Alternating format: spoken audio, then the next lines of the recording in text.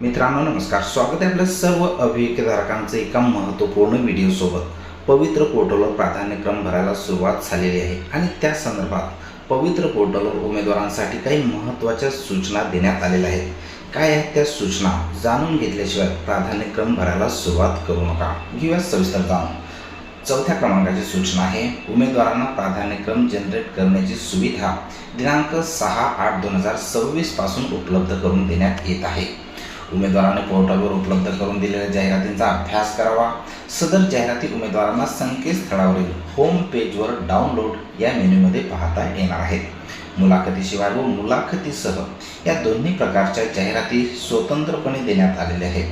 त्या ठिकाणी स्पष्ट करण्यात आलेल्या विदाऊट इंटरव्ह्यू आणि विथ इंटरव्ह्यू अशा जाहिराती उमेदवारांना पाहता येणार आहेत.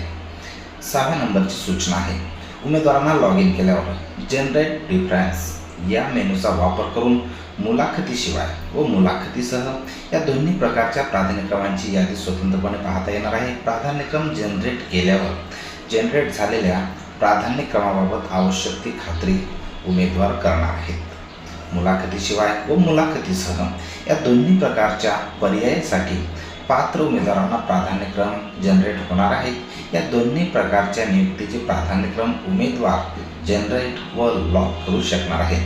उमेदवारांना प्राधान्यक्रम लॉक करण्यासाठी दिनांक 6/8/2026 ते 11/8/2026 असा कालावधी देण्यात येत आहे. उमेदवारांनी ही गोष्ट लक्षात ठेवणे आवश्यक आहे. या ठिकाणी तारीख वाढणार किंवा वाढणार नाही, परंतु 11च्या आत आपले प्राधान्यक्रम जनरेट करून लॉक करणं आवश्यक आहे. उमेदवारांनी विहित मुदतीत प्राधान्यक्रम लॉक करावे. पवित्र पोर्टलमार्फत मुलाखतीशिवाय पदभरतीच्या नियमित फेरीची कार्यवाही सर्वप्रथम करण्यात येणार आहे. अर्थातच जिल्हा परिषदच्या, नगर परिषदच्या, महानगरपालिकेच्या जागा अगोदर भरण्यात आहेत आणि त्यानंतर विथ इंटरव्ह्यूच्या जागा भरण्यात येणार आहेत. शासन निर्णय दिनांक 2/4/2026 मधील तरतुदीनुसार उमेदवाराचे टेट 2025 चाचणी परीक्षेतील गुण मुलाखतीशिवाय व मुलाखतीसह या निवडीच्या प्रकारासाठी मिळून केवळ एक वेळ निवडीच्या शिफारशीसाठीच लागू राहणार आहे. म्हणजेच पवित्र पोर्टलमार्फत एकदा निवड झाल्यास त्या चाचणीतील गुणाआधारे दुसऱ्या पदावर निवड होणार नाही. उमेदवारास निवड प्रक्रियेत पुन्हा सहभागी व्हायचे असल्यास त्यास नव्याने चाचणी परीक्षा द्यावी लागणार आहे. उमेदवारांना मुलाखतीशिवाय व मुलाखतीसह या दोन्ही प्रक्रियेत सहभागी व्हायचे असल्यास दोन्ही प्रकारचे प्राधान्यक्रम जनरेट करून लॉक करणे बंधनकारक असणार आहे. विथ इंटरव्ह्यूचे किंवा विदाऊट इंटरव्ह्यूचे केवळ एकच प्राधान्यक्रम लॉक करून चालणार नाही आहेत. तर दोन्ही प्रक्रियेमध्ये जर सहभागी व्हायचे असेल तर दोन्ही विथ इंटरव्ह्यू आणि विदाऊट इंटरव्ह्यू असे दोन्ही प्राधान्यक्रम लॉक करावे लागणार आहेत. तसेच मुलाखतीसह या निवडीच्या प्रकारासाठी उमेदवारास त्याच्या सोयीनुसार उपलब्ध प्राधान्यक्रमापैकी जास्तीत जास्त 50 प्राधान्यक्रम लॉक करता येणार आहेत आणि विदाऊट इंटरव्ह्यूला 100 प्राधान्यक्रम लॉक करता येणार आहेत. उमेदवारांनी पोर्टलवरील स्वप्रमाणपत्रामध्ये नमूद केलेल्या माहितीनुसार त्यांना प्राधान्यक्रम जनरेट होणार आहेत. जशी आपण DED, BEd जी काही माहिती नमूद केलेली असेल त्यानुसारच प्राधान्यक्रम आपल्याला जनरेट होणार आहेत. जे उमेदवार प्राधान्यक्रम जनरेट करून लॉक करणार नाहीत ते उमेदवार निवडीच्या कोणत्याही टप्प्यावर विचारात घेतले जाणार नाही आहेत. अर्थातच असे उमेदवार शिक्षक भरतीच्या बाहेर असतील. प्राधान्यक्रम जनरेट करून लॉक करण्यापूर्वी उमेदवारांनी आपल्या शैक्षणिक, व्यावसायिक व इतर अर्हतेनुसार प्राधान्यक्रम जनरेट झाले असल्याची खात्री करावी. काही उमेदवार मराठीचे असतात आणि त्यांना प्राधान्यक्रम उर्दूचे आलेले असतात. तर अशा ठिकाणी उमेदवारांनी आपले प्राधान्यक्रम कोणते आलेले आहेत हे माहिती करून घेणे, जाणून घेणे आणि त्यानुसारच प्राधान्यक्रम देणे या ठिकाणी अनिवार्य असणार आहे.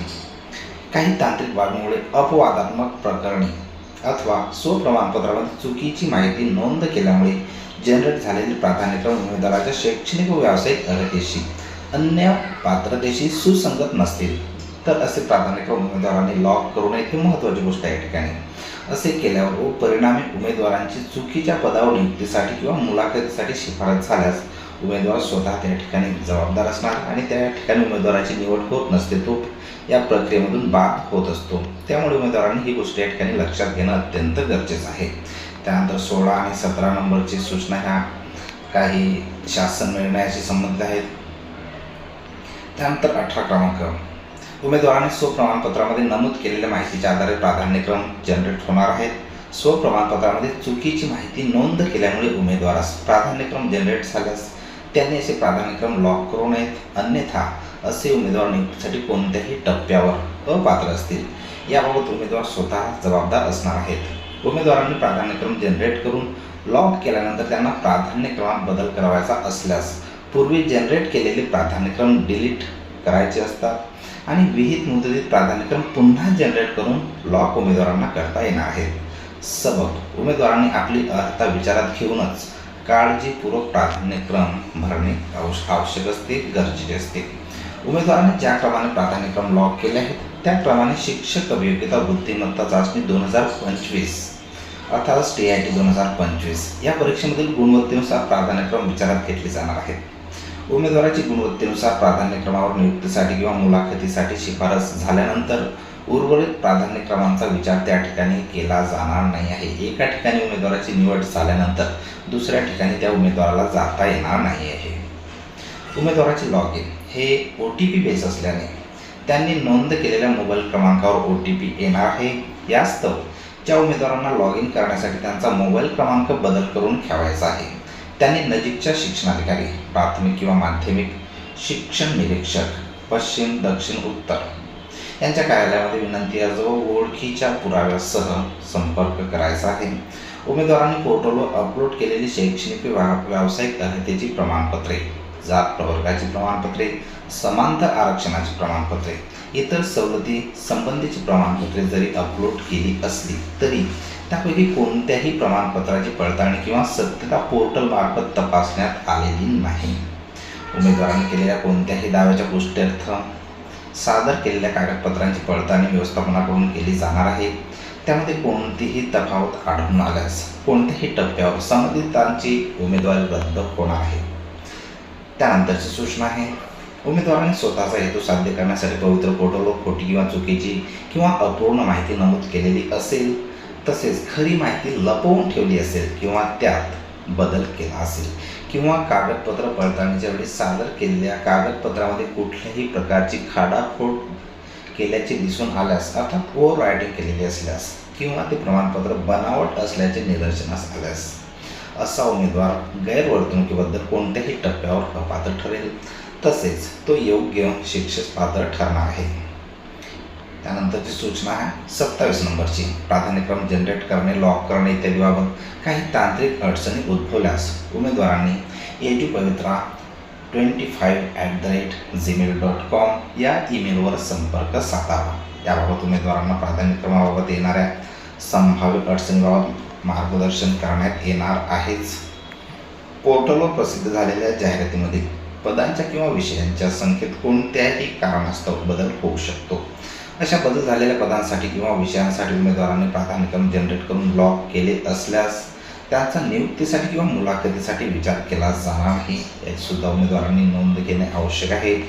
उमेदवाराचा लॉग इन ID हा 25 आणि त्याच्यानंतर 10 अंकी TIT 2025चा रोल नंबर याप्रमाणे असणार आहे। पासवर्ड विसरला असल्यास फॉरवर्ड पासवर्ड या सुविधेचा वापर करून पासवर्ड नव्याने आपल्याला मिळवता येणार आहे किंवा तयार करता येणार आहे। स्थानिक स्वराज्य संस्था, शासकीय विद्यानिकेतन तसेच आदिवासी विकास विभाग अंतर्गत शासकीय शाळांमधील रिक्त पदांच्या भरतीबाबत देण्यात येणाऱ्या जाहिराती या मुलाखतीशिवाय या प्रकारातील असणार आहे। त्यासाठी एका रिक्त पदासाठी एका उमेदवाराची एकास एक या प्रमाणात पोर्टल मार्फत नियुक्ती करण्याची शिफारस करण्यात येणार आहे। बृहन्मुंबई महानगरपालिकेमधील शिक्षण खात्याच्या आस्थापनेवरील गट क मधील शिक्षण सेवक या संवर्गातील एकूण 4 जाहिराती प्रसिद्ध करण्यात आलेल्या आहेत। बृहन्मुंबई महानगरपालिकेच्या portal.mcgm.gov.in या संकेतस्थळावर संपूर्ण जाहिरात त्यांच्या अटी व शर्तीसह उपलब्ध आहे। संकेतस्थळावरील जाहिरातीस अनुसरून उमेदवारांनी जाहिरातीत दिलेल्या मार्गदर्शक सूचनांचे काटेकोरपणे पालन करणे आवश्यक असणार आहे। जाहिरातीत नमूद पात्रताविषयक अटी व शर्ती यांचे तंतोतंत पालन होत असेल तरच उमेदवारांनी बृहन्मुंबई महानगरपालिकेचे प्राधान्यक्रम लॉक करावेत।